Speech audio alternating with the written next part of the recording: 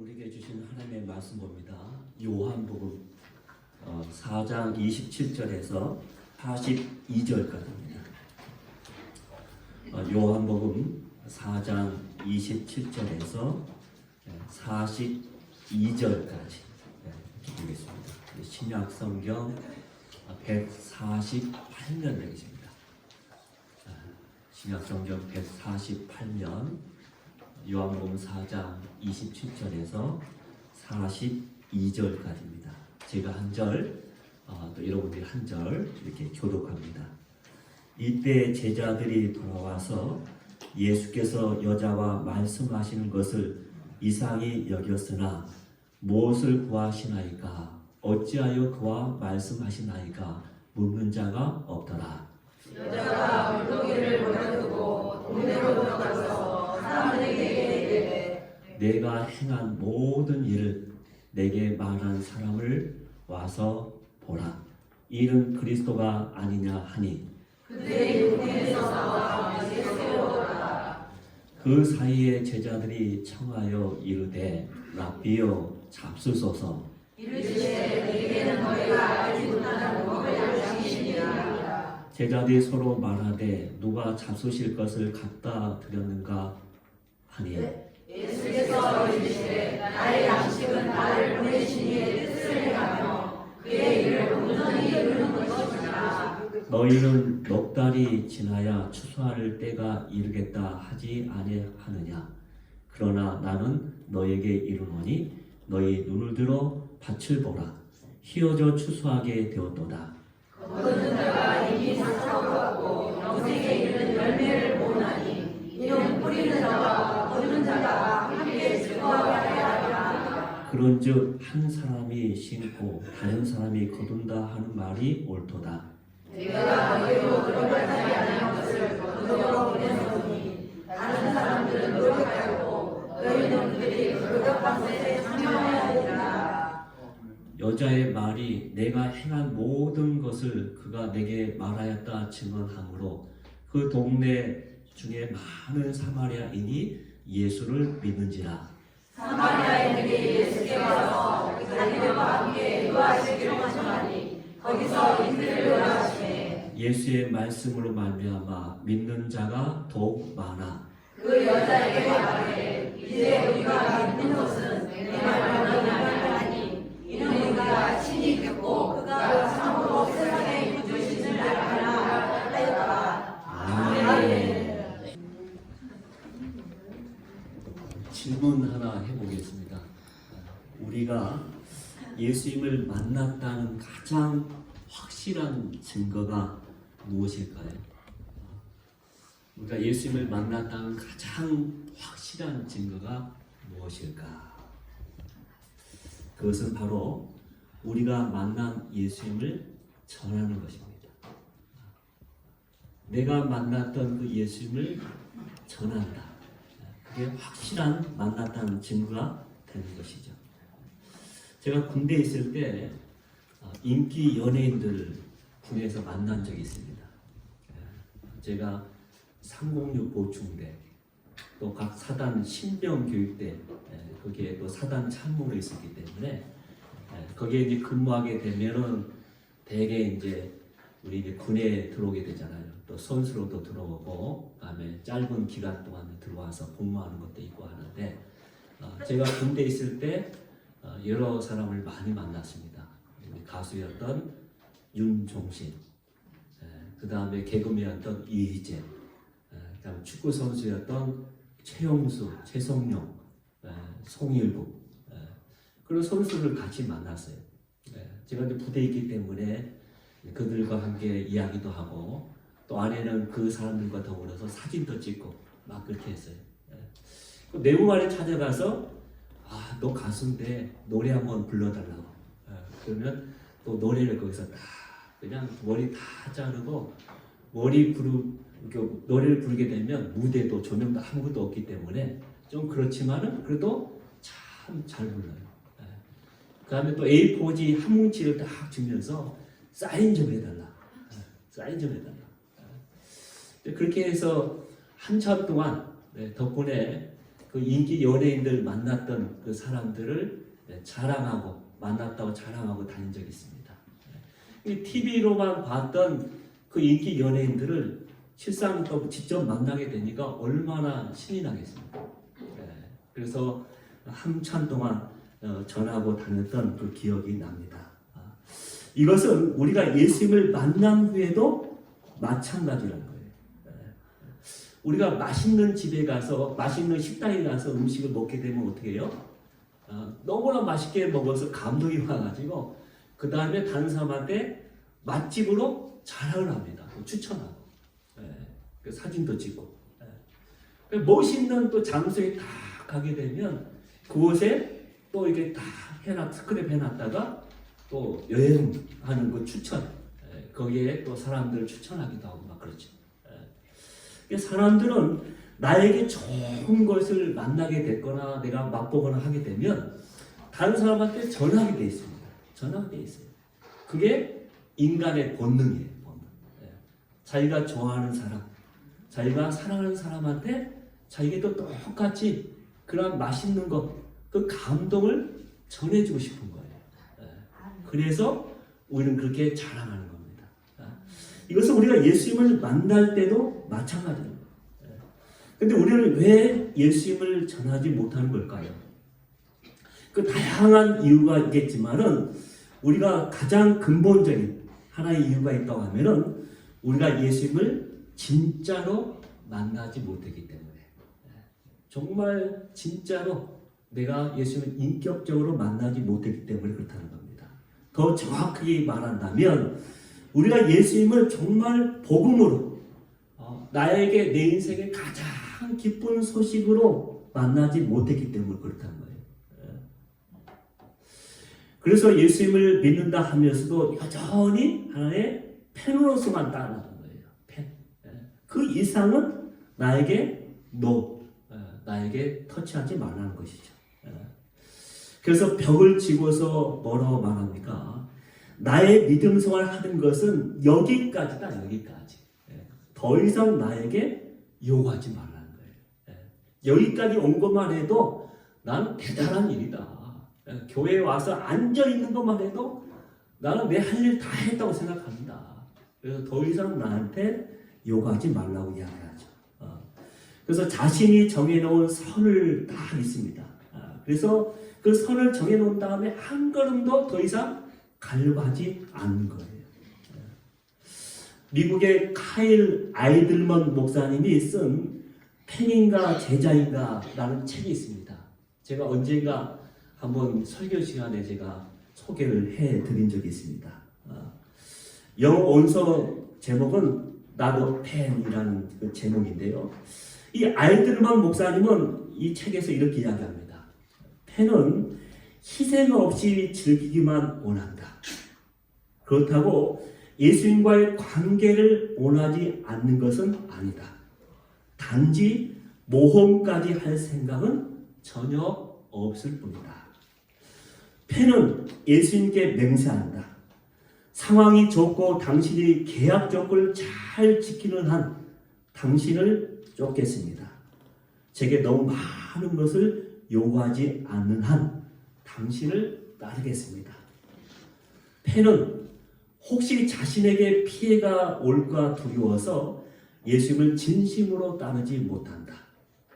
예수님과의 관계를 위해서 자신의 돈과 시간, 에너지를 전부 쏟을 생각까지는 전혀 없다. 예수님을 믿고 따르긴 따르는데 내가 하나님의 팬으로서만 가는 것이지 내가 정말 그 예수님을 만나서 희생하며 섬기며 내 모든 인생의 주인으로 결국 삼는 것은 아니라는 것입니다. 그래서 언제든지 나는 팬이기 때문에 나는 달라질 수 있다는 거예요. 변할 수 있다는 거예요. 그래서 오늘날 많은 사람들이 교회에 와서 믿음 생활을 한다고는 하지만은 이렇게 팬으로서 쫓아다니는 열광하는 사람들이 많다는 것을 꼬집고 있는 것이죠. 결론적으로 이 사람들은 예수님을 따르되 적당한 거리를 두면서 항상 따른다는 것입니다. 안 따르는 게 아니에요. 따르기는 따르는데 당신과 나의 일정한 간격을 두고서 가겠다는 거예요. 그래서 더 이상 내 인생에 더 깊숙이 들어온 것에 대해서는 저는 환영하지 않습니다. 당신은 여기까지만 해주시고 나를 위해서 축복하시고 나를 위해서 그 향한 모든 것들을 위해 주시면 됩니다. 나는 여기까지 할 텐데 당신은 여기까지 이렇게 하면서 이 선을 더 이상 깊숙하게 들어오지 못하도록 어떻게 벽을 친다는 것이죠. 그래서 무늬만 크리스찬을 하겠다는 거예요. 더 이상은 나한테 내 인생 가운데 노터치 해달라고 이야기하는 거예요. 여러분 이 모습이 어떤 모습인지 아십니까? 이 바닷가에 가서 바다만 바라보는 사람하고 똑같다는 것입니다. 바닷가에 가서 그냥 바다만 바라볼 뿐이지 그 바다 속에 들어가서 헤엄하거나 그 바다를 속에서 내가 누리면서 그 향유하고 그 세계에 대해서 내가 깊숙이 더 가고 싶은 마음은 없는 거예요. 그래서 여기에 그런 모습을 우리에게 이야기해 주고 있죠. 우리 찬송가 302장에 보면 이 사람의 모습을 이렇게 찬송하고 있습니다. 우리 찬송가 302장 한번 찬송 다 같이 한번 부르겠습니다. 302장입니다.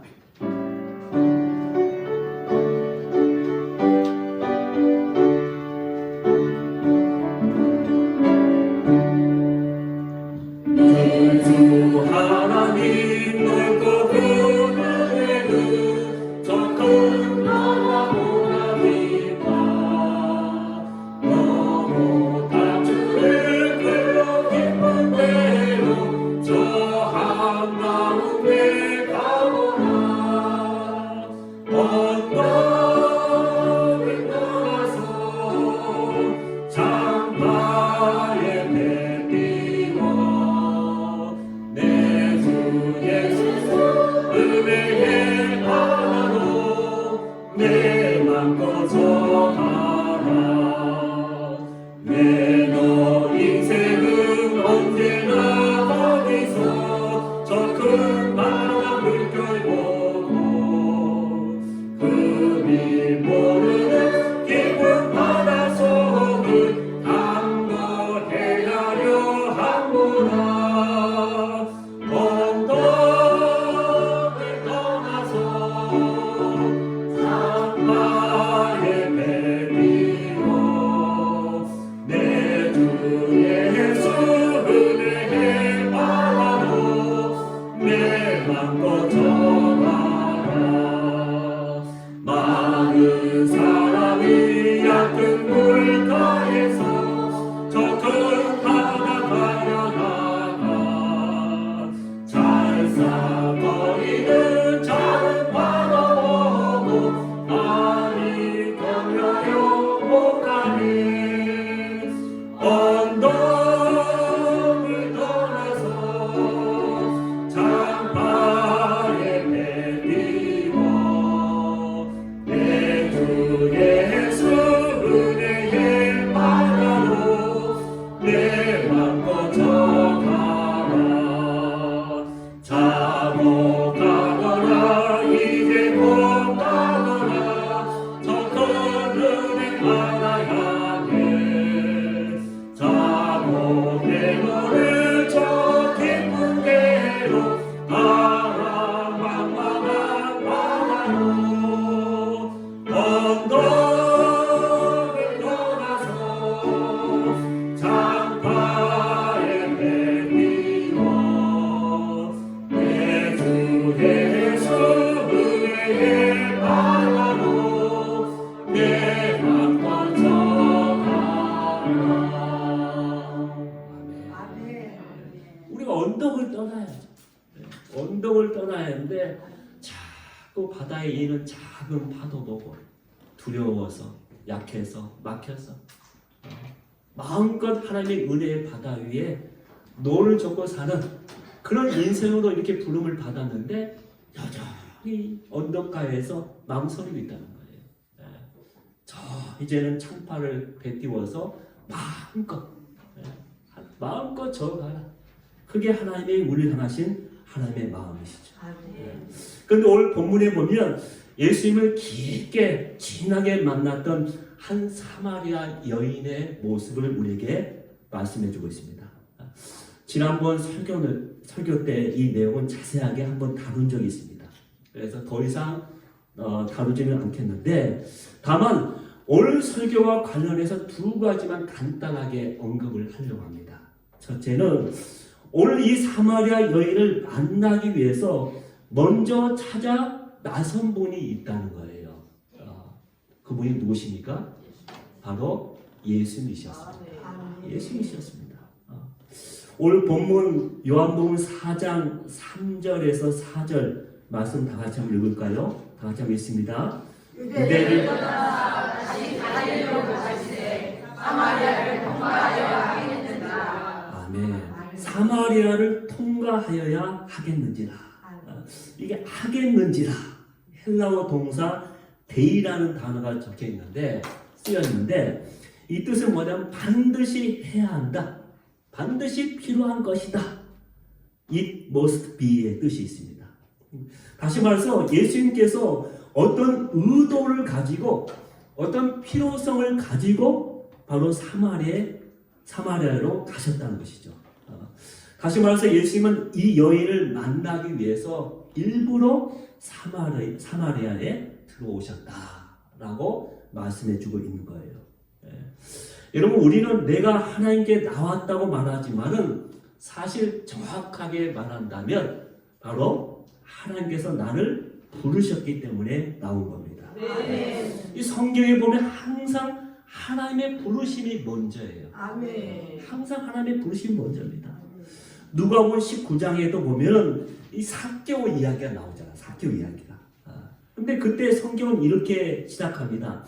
누가복음 19장 1절, 2절, 3절 한번 볼까요? 다 같이 있습니다. 예수께서 여리고로 들어가신 삭개오라 이름하는 자가 있으니 세리장이요 또한 부자라. 그가 예수께서 어떠한 사람인가 하여 보고자 하되. 아멘. 예수님께서 먼저 여리고에 들어가셨죠. 그 다음에 삭개오가 나온 거예요. 이 예수님은 정확하게 말한다면 이 삭개오를 만나고 부르시기 위해서 여리고에 들어오신 거예요. 근데 우리는 생각하기를 삭개오가 예수님 오셨기 때문에 이제 가서 보러 갔다 이렇게 생각하거든요. 그래서 항상 성경에 보면 하나님의 부르심이 먼저예요. 이 사마리아 여인도 먼저 예수님이 이 여인을 만나기 위해서 사마리아에 오신 것이죠. 이것을 우리에게 말씀해주고 있습니다. 그래서 거기서 바로 만났던 것이죠. 여러분, 저와 여러분도 마찬가지죠. 하나님께서 부르셨기 때문에 지금 이 자리에 앉아 계시는 겁니다. 우리 모두를 구원하고 싶으신 것이 바로 하나님이시기 때문에 하나님 우리 모두를 구원하길 원하십니다. 그래서 디모데전서 2장 4절에는 우리에게 이렇게 말씀하고 있습니다. 다 같이 한번 봅니다. 하나님은 모든 사람이 구원을 받으며 진리를 얻는 데 이르기를 원하시니라. 아멘. 하나님은 모든 사람이 다 구원받기를, 진리에 이르기를 원하신다고 했어요. 하나님의 구원에서 제외될 사람은 한 사람도 없는 거예요. 자꾸 우리가 복음을 전하거나 어떤 사람에게 전도할 때 자꾸 판단하고 이래서는 안 돼, 저 사람 절대 안 돼, 뭐 해서 안 돼, 막 이렇게 따지는데 하나님 그게 아니에요. 그 어떤 사람이든지 다 하나님의 구원의 대상이라는 거예요. 그게 하나님의 마음입니다. 또 하나 우리가 알 것은 이 사마리아 여인은 어떤 드라마틱한 사건이 아니라 평범한 일상 속에서 예수님을 만났다는 거예요. 평범한 일상의 삶의 자리에서 예수님을 만났다. 단지 그는 물을 기르러 왔는데 예수님은 그들에게 영원히 목마르지 않는 물에 대해서 말씀을 하셨습니다. 그저 세상의 그 무엇으로도 채울 수 없었던 지금까지 그녀의 목마름이 채워졌습니다. 채워지면서 그녀가 완전히 삶이 변했다, 달라졌다고 말씀하고 있죠. 그러므로 우리 인생의 변곡점은 오직 예수님과의 만남을 통해서 시작된다는 것을 우리는 알아야겠습니다. 우리의 변곡점은, 우리 인생의 변곡점은 바로 예수님과의 만남을 통해서 시작된다. 이 인생이 예수님과의 만남을 통해서 확 달라지는 거예요. 근데 잘못된 만남을 갖게 되면 저게 확 파괴되는 인생으로, 망가진 인생으로 끝나지만은, 그러나 우리가 예수님을 만나게 되면 수직 상승하는 그런 새로운 인생의 그래프가 만들어지기 시작한다는 것입니다. 그것을 우리에게 보여주고 있는 것이죠. 오늘 본문은 그 사건 이후에 일어난 일에 대해서 오늘 본문은 자세히 설명을 해주고 있습니다. 요한복음 4장 27절, 28절 우리 다 같이 한 목소리로 읽겠습니다. 이때 제자들이 들어와서 예수께서 여자와 말씀하신 것을 이상히 여겼으나 무엇을 구하시나이까? 어찌하여 구하 말씀하시나이까? 묻는 자가 없더라. 여자가 물고기를 버려두고 동네에 들어가서 사람들에게 이르되, 드디어 동네에 먹을 것을 구하러 갔던 제자들이 이제 예수님과 사마리아 여인이 한참 대화한 다음에 이제 중간에 온 거예요. 근데 유대인 남자인 예수님이 이 사마리아 여인과 대화를 나눈 것이 너무나 수상했죠. 이상했죠. 그 당시에는 흔한 풍경이 아니에요. 그냥 예면하고 피하고 하는 사이인데 여하튼 그렇게 이야기하는 것 수상했지만 물어본 자가 없었습니다. 반면에 이 여인에게는 뭔가 확실한 변화가 생겼습니다. 그것을 우리가 어떻게 알 수 있습니까? 첫째는 오늘 말씀에 보면 이 여자가 물동이를 버려두었다라고 했습니다. 물동이를 버려두었다. 지금 여인이 우물가에 온 이유가 무엇입니까? 우물에 물을 기르러 온 거예요. 그런데 지금까지 자기의 목마름을 해결해 주었던 그 물동이를 버려둔 겁니다. 이것을 이제 그녀의 목마름을 해결해 주었던 이 물동이가 더 이상 필요 없다라는 것을 말씀하고 있는 것이죠. 그녀는 육체의 목마름보다 더 중요한 자기 인생의, 자기 영적인 그 목마름을 이제 해결한 받았기 때문에 이제 이 물동이가 전혀 하찮게 보이는 거예요. 그래서 그 물동이를 버려둔 거예요. 둘째 보면 동네로 들어가서라고 되어 있습니다. 동네에 들어갔다. 원래 이 여인은 사람들이 없는 정모에 왔습니다. 가장 뜨거운 뼈 가운데 물을 기르러 왔어요. 보통 그렇게 하지 않습니다. 근데 이 여인은 왜 그렇게 왔을까요? 바로 사람들을 피해서 나온 것입니다. 그랬더니 이 여인이 동네로 뛰어 들어갔다라고 말씀하고 있습니다.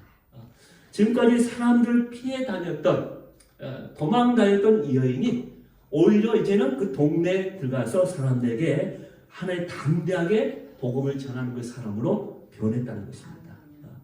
이것은 우리에게 무엇을 보여주는 것일까요? 이 여인에게 뭔가 결정적인 변화가 생겼구나. 여인에게는 지금 결정적인 변화를 생겼다는 것을 보여주고 있는 것이죠. 여러분, 우리가 한번 생각해 봤으면 좋겠습니다. 변화하는 것, 이게 쉬울까요? 사람이 변하는 것 참 어렵습니다. 우리가 지금까지 생활해왔던 그 모든 것, 내가 습관적으로 루틴 이루면서 살아왔던 그 모든 것들, 작은 것 하나 변하는 것도 참 어렵다는 것을 우리의 경험을 통해 알 수 있잖아요. 처음 며칠 동안은 내가 결심하고 결단해서 그렇게 살겠지만, 내가 지키겠지만, 또 며칠 지나지 않아서 금방 무너지는 나의 모습을 보면서, 야, 이 작은 것 하나 변하는 것도 참 어렵구나 라는 것을 너무나 우리 잘 알고 있죠. 그런데 내가 정말 하기 싫은 것이라면 더더욱 바꾸는 것은 더 힘듭니다. 그런데 이 여인은 그 담을 넣고 그 벽을 깨고 있는 것입니다. 지금도 그렇지만 당시의 문화 속에서 5번 결혼했다는 것은 거의 사회적인 사형 선고를 받은 여인이다라고 말할 수가 있어요. 이 사회적으로 그 여인에 대해서 이미 사람들이 저 여인은 안 돼, 사형 선고한 거예요. 그래서 아무도 그 여인을 관심도 없고 그 다음에 어떤 관계 하려는 사람도 없는 거예요. 참으로 외롭고 불쌍한 여인이었죠. 그렇기 때문에 사람들 앞에 나서고 싶겠습니까? 이 여자에게 결혼 문제는 심각한 하나의 약점이었습니다. 그로 인해서 실패감, 수치감, 두려움 등을 갖고 있었을 거예요. 그래서 늘 사람들을 피해 다녔던 것이죠. 그런데 이 여인이 자기가 가장 하기 싫었던 바로 그 일을 사람들 앞에 나서서 하고 있다는 거예요. 동네에 들어가서 사람들 향하여 하고 있다는 거예요. 근데 놀라운 것은 이 여인이 자기 입으로 자기의 약점을 드러내 공개하고 있다는 것입니다. 29절 말씀 볼까요? 29절 우리 다 같이 한 목소리 읽겠습니다. 내가 행한 모든 일을 내게 말하는 사람을 와서 보라. 이는 그리스도가 아니냐 하니. 여기서 보면 내가 행한 모든 일, 그게 뭘까요? 그녀가 5번 결혼했고 또 지금 내가 어떻게 살고 있는지 그 모든 것을 다 알고 있는 그 사람들, 그 사람들에게 내가 행한 그 모든 것을 말하는 사람이 있었다. 지금 자신의 부끄럽고 치명적인 약점을 사람들 앞에서 공개적으로 말하고 있는 것이죠. 보통 우리의 약점은 우리에게 3가지의 모습으로 나타나게 되어 있습니다. 첫째는 약점은 우리를 이축시키죠. 내가 약점을 가지고 있다. 그러면 그 약점 때문에 자꾸 그 사람이 이축되게 돼요.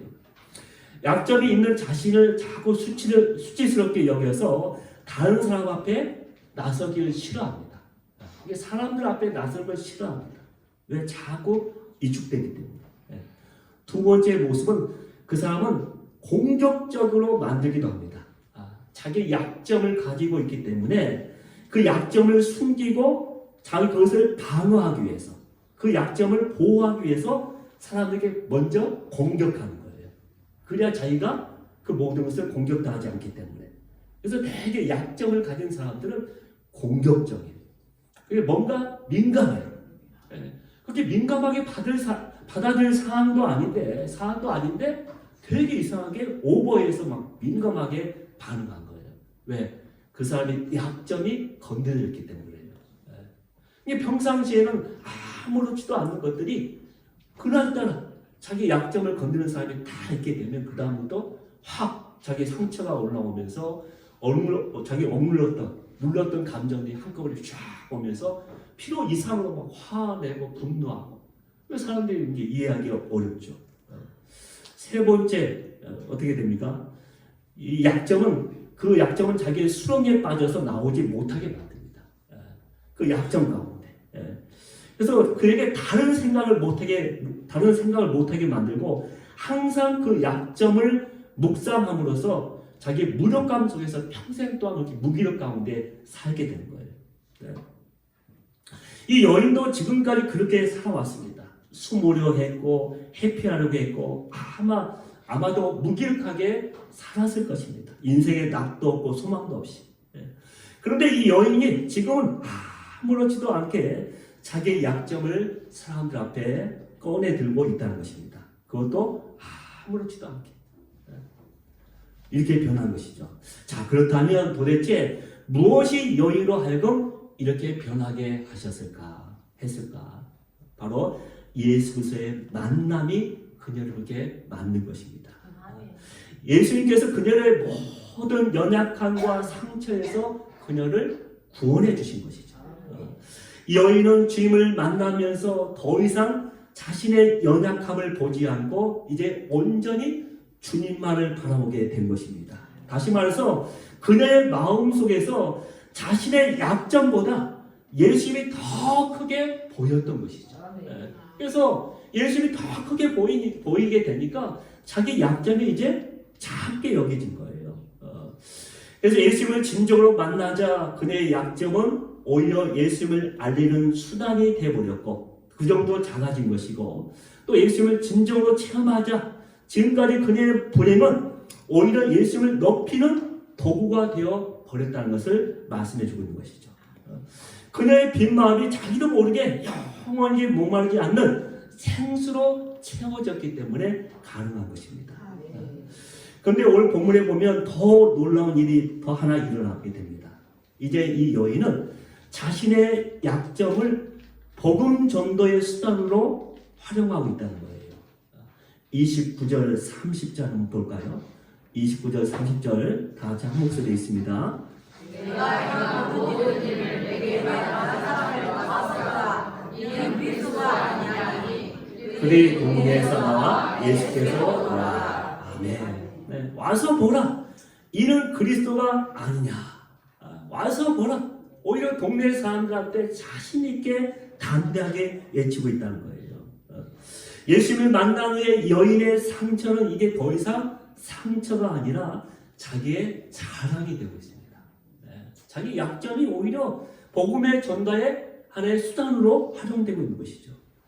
이 사건 후에 예수님은 제자들에게 이 복음 전도의 중요성에 대해서 이제 말씀을 하죠. 그것이 31절에서 38절까지 등장합니다. 간단히 설명하자면 밭이 휘어져 추수할 때가 되었다. 그래서 구원받아야 할 많은 사람들이 있다. 이것은 지금까지 수많은 선지자들이 뿌리고 심은 결과다. 그러면 이제 우리는 열심히 복음을 전도해서 추수를 해야 한다. 그러면서 결론적으로 예수님은 자신이 바로 그것을 위해서 오셨다고 결론을 내고 있습니다. 그러면서 34절에 이렇게 말씀하시죠. 34절 볼까요? 예수께서 이르시되 나의 양식은 나를 보내신 이의 뜻을 행하며 그의 일을 온전히 이루는 이것이다. 그런데 이 본문은 이 사명을 이루는 사람이 바로 제자가 아니라 바로 약점이 많았던 이 사마리아 여인이라고 말씀해주고 있죠. 39절 말씀 볼까요? 39절. 39절 봅니다. 그가 내게 말했다 증언함으로 그 동네에 많은 사마리아인이 예수를 믿는다. 이 여인이 내게 행한 모든 것을 그가 말하였다 증언함으로 증언하게 됐습니다. 전하게 된 것이죠. 그러자 이 여인의 복음 전도로 인해서 많은 사람이 예수를 믿게 되었다라고 말씀하고 있습니다. 결국 이 여인이 복음 증거의 사명자로 쓰임을 받게 되었다라고 말씀하고 있는 것이죠. 그리고 그렇게 예수님께 나왔던 사마리아 사람들이 어떻게 되었는지 아십니까? 오늘 본문 마지막 절 42절에 보면 이렇게 되어졌다고 말씀하고 있습니다. 42절 다 같이 목소리 있습니다. 그 여자에게 말하되 이제 우리가 믿는 것은 내 말로 인함이 아니니 이는 우리가 심히 듣고 그가 참으로 세상의 구주인 줄 아니라 하였더라. 아멘. 이 사마리아 사람들이 여인에게 찾아와서 이렇게 말하는 거예요. 처음에는 너의 말 때문에 그 말을 듣고서 예수 믿고 갔지만은 이제 예수님의 말씀을 듣고 정말로 그가 세상의 구주인 것을 내가 확실히 믿었고 나는 그래서 구원을 받았다라고 말씀하고 있는 거예요. 놀라운 기적이라는 거예요. 이 여인의 이 여인의 한마디 때문에 이 사마리아 한 동네 전체가 달라지게 되는 놀라운 일이 생기게 된 것이죠. 근데 여기서 우리 중요한 것을 하나 발견할 수가 있는 거예요. 그건 뭐냐면, 처음에 이 복음을 전도할 때, 복음을 전할 때 제일 중요한 게 뭐다? 메신저예요, 메신저. 다시 말해서 이 복음을 전하는 사람이 참 중요하겠구나. 그래서 이 동네 사람들 그렇잖아요. 처음에는 내 말을 듣고, 너의 말을 듣고 교회 왔다. 예수님을 만나러 왔다. 그래서 이 여인, 메신저가 중요하죠. 복음을 전하는 사람이 누구냐? 그래서 우리가 교회에 나와서 전도할 때 내가 정말 예수님의 제자, 하나님의 말씀 가운데 정말 하나님의 사람으로 살아가는 게 참 중요한 거예요. 내가 교회에 나와서 엉망으로 막 살면서 절대 복음을 전할 수가 없어요. 왜? 이 메신저가 잘못되면 이 메시지, 이 말씀, 복음이 그들 가운데 전할 수가 없는 거예요. 그러니까 처음에 우리가 정말 중요한 것은 뭐냐? 믿지 않는 사람들이 중요한 것은 메신저. 복음을 전하는 저와 여러분이 참 중요하겠다. 그래서 내가 전도할 때 내가 먼저 믿음 생활 잘 하고 정말 내 하나님의 은혜 가운데 살아가야 그 모습 가운데 전할 때 그 사람들을 믿지 않는 사람들에게 감동을 줄 수 있다는 거예요. 근데 중요한 것은 그 다음이에요. 그렇게 해서 그 메신저, 그 복음 전하는 사람들의 말을 듣고 교회에 왔어요. 그 다음에 어떻게 됐느냐? 이제는 사마리아 사람들이 이야기했잖아요. 이제는 직접 우리가 예수님을 말씀을 듣고 만나서 이제 내가 믿음을 갖게 되었다. 두 번째는 메시지가 그 사람을 변화시키는 거예요. 예. 그 복음을 전한 사람이 그 사람을 변화시킨 게 아니라 하나님의 말씀이 그 메시지가 그 사람을 변화시키는 거예요. 그러니까 여러분은 와서 보라 하고 전도하고 교회까지 인도하게 되면 그 다음부터 하나님께서 그 다음에 말씀이 그 사람에게 들어가게 되면 그 사람은 자동으로 변하게 돼 있어요. 내가 뭘 하지 않아도 하나님께서 그렇게 역사해 주십니다. 그래서 이 사마리아 42절에 보면 이 사마리아 사람들에게 똑같은 그와 같은 일이 일어났던 거예요. 미국 흑인 여성 오프라 윈프리는 타임지가 뽑은 미국을 움직이는 가장 영향력 있는 100명 중 1위로 뽑힌 적이 있습니다. 그런데 윈프리는 참 불행하게 그 인생을 살았던 여인이었습니다. 그런 사생아로 태어났고요. 9살 때 성폭행을 당했습니다. 14살 때 출산했습니다. 미혼모로 출산했는데 그 출산한 그 아이가 출생 후 2주 만에 죽습니다. 이 여인이 너무나 충격을 받게 된 거예요. 그래서 가출을 하게 됩니다. 이제 가출을 해가지고 그런 마약을 복용하면서 지옥 같은 세월을 보내게 되죠.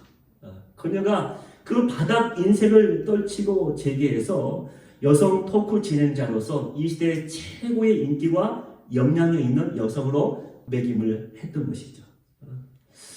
윈프리는 가난함과 아픔 속에서 태어나고 자랐지만은 그녀는 자신에게 닥친 모든 것을 인생의 불행으로 받아들이지 않고 사명으로 받아들였다고 이야기합니다. 자신의 지우고 싶은 과거도 지금의 여유와 부여도 인생의 사명으로 여긴다고 말했습니다. 자, 그렇다면 무엇이 윈프리로 하여금 그렇게 할 수 있게 만들었을까요? 그 인생을 이렇게 변화시켰을까요? 그 변곡점에 그 중심이 바로 하나님께 대한 신앙 때문이었다고 그는 고백합니다. 그의 믿음 때문에. 그에게 하나님이 없었다면 내 인생의 후반전, 대역전이 일어나는 내 인생의 후반전은 결코 없었을 것이다 라고 고백하고 있는 거예요. 윈프리는 자신의 인생 모델이 구약 성경에 나오는 모세라고 하면서 그녀는 자신의 과거가 미래를 결정짓는 결정적 요소가 될 수 없다고 하면서 가난도 부유도 꿈도 근심도 자신에게 부딪히는 모든 것을 이제는 사명으로 받아들였다고 그런 이야기합니다. 그래서 이 사명감이 자신으로 하여금 오늘의 나를 만들었다라고 고백합니다. 여러분, 자신을 사명자로 받아들이며 살아가는 사람의 인생은 결코 하찮게 끝날 수가 없는 거예요. 윈프리는 최악의 환경과 상황을 딛고 일어나 최선의 열매를 맺은 인물로 평가를 받고 있습니다. 그녀가 살아온 인생은 듣는 사람들 하여금 눈물을 흘리게 만들죠. 그런데 자서전, 그녀가 썼던 자서전 가운데 이것이 사명이다라는 책이 있는데 그 책에서 윈프리는 자신의 인생 철학을 4가지로 요약 정리해주고 있습니다. 첫째, 남보다 더 가졌다는 것은 축복이 아니라 사명이다. 남보다 더 가졌다는 것은 축복이 아니라 나의 사명이다. 둘째, 남보다 더 아픈 것이 있다고 하면은 그것은 고통이 아니라 사명이다. 자기의 아픔조차도 하나의 사명이라는 거예요. 무슨 뜻입니까? 자신과 같은 그 아픔을 가진 사람을 위해서 내가 해야 할 일이 있기 때문에 하나님께서 나에게 그런 아픔을 주신 것이다. 그러면서 오히려 아픔을 그런 고통으로 받지 않고 사명으로 받아들이는 것이죠. 셋째는 남보다 더 설레는 꿈이 있다면 그것은 망상이 아니라 사명이다. 마지막 4번째, 남보다 더 부담되는 무엇이 있다면 그것은 짐이 아니라 사명이다. 남보다 내가 더 부담되는 마음이 있어요. 나로 하여금 자꾸 하나님 말씀을 읽다가 또 내가 기도하다 보면 어떤 부담감이 생기고 불편함이 있어요. 그래서 하나님께 나에게 짐이 아니라 사명이라는 거예요. 나에게 그렇게 불편하게 만들고 부담되게 만드는 이유가 있다는 거예요. 그래서 오히려 그것을 사명으로 알고 네가 그곳에서 해야 할 일이 무엇인지 오히려 찾고 그 일을 섬기며 그 일에 헌신하라고 말씀한다는 것이죠. 결국 그녀는 자신에게 부딪혀오는 모든 고난과 아픔을 불행으로 받아들이지 않고 사명으로 받아들였다는 것입니다. 그러기에 하나님께서 그녀를 빛난 인생으로 빚어주신 것입니다. 여러분, 사마리아 여인이 그렇게 쓰임받았듯이 오프라 윈프리가 그렇게 쓰임받았듯이 오늘과 저와 여러분도 마찬가지입니다. 우리는 수많은 약점이 있고 아픔이 있고 상처가 있습니다. 그럼에도 불구하고 우리를 부르신 주님께서 그 모든 것을 우리가 다 이렇게 싸매어 주시고 우리 하여금 치유해 주시고 우리 하여금 다 그 모든 것에서 잘 가해 주셔서 이제 오히려 복음의 사명자로 너의 그 모든 아픔과 눈물과 모든 상처는 이제는 거기서 끝나는 것이 아니라 거기서 오히려 사명자로 나설 수 있다고 말씀해 주고 있는 거예요. 그래서 사마리아 여인처럼 우리들도 우리의 모든 간증을 가지고서 우리의 믿지 않는 사람들에게 하나님을 모르는 사람에게 내가 주님을 만나서 내가 이렇게 변했노라고 증언하며 간증하며 전도할 수 있는 저와 여러분이 되기를 주의 이름으로 축원합니다. 기도하겠습니다.